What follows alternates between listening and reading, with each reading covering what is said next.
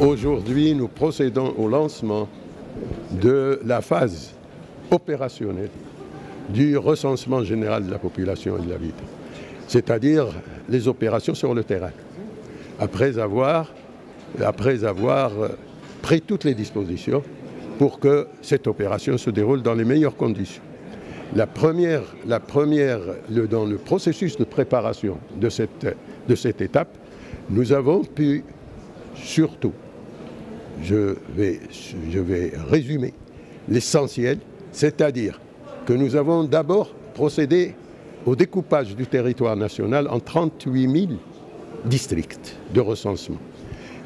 Chaque district est dimensionné pour permettre à un enquêteur auprès des ménages de pouvoir faire le tour de ce district sans omettre aucun ménage, ni recenser deux fois un ménage. Pour qu'il puisse faire ce travail en toute quiétude et avec la précision qu'il faut, chacun de ces districts contient ou présente tous les bâtiments, toutes les habitations et toutes les activités économiques, sociales, les infrastructures, et tout cela est bien précisé, et l'enquêteur auprès des ménages, dans sa tablette, retrouve toute la description de son district et tout le trajet qu'il doit faire. Et ce trajet est fait et on vérifie qu'il fait effectivement ce travail directement, le faire être suivi pour voir s'il fait bien tout le travail comme il faut. Il est suivi directement par un système.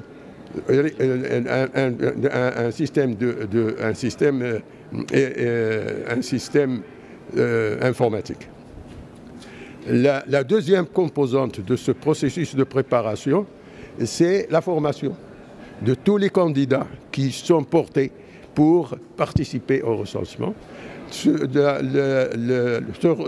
formation a été faite d'abord en ligne pour l'ensemble des 200 000 candidats qui ont été choisis, parmi les 500 000 qui ont présenté leur candidature, et tous ceux qui auront terminé tout le cycle de formation en ligne, maintenant, on est en train de procéder à la sélection parmi eux de ceux qui vont effectivement participer à l'opération sur le terrain. Bien entendu, ce choix parmi les 200 000, on va choisir 55 000 seulement. 55 000 sur les 82 000 qui ont terminé aujourd'hui leur formation. Et les 55 000 dont nous avons besoin, ils seront suivis, seront sélectionnés parmi uniquement ceux qui ont terminé leur formation, y compris si parmi eux existent des gens qui sont des agents du HCP. S'ils n'ont pas terminé leur formation, ils ne peuvent pas être pris. Maintenant, nous passons à la deuxième phase de formation, à laquelle nous débutons dès la semaine prochaine, c'est la formation en présentiel. La formation présentielle va permettre de former les formateurs dès la semaine prochaine, qui auront formé les formateurs au niveau des régions, au niveau des provinces et au niveau des communes.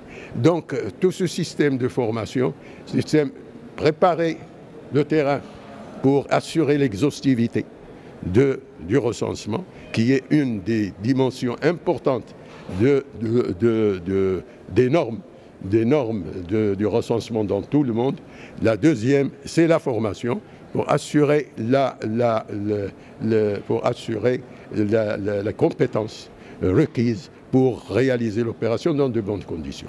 Maintenant, avant d'affecter personnes qui auront été formées, bien sûr, nous sommes dans la phase aujourd'hui de les convoquer pour nous assurer qu'ils ont bien assimilé, qu'ils connaissent l'utilisation de la tablette électronique et last but not least, que nous assurer qu'ils ont un comportement et qu'ils ont une situation que le déroulement de leur vie honorable pour que, en allant chez dans les ménages, ils puissent être convenables.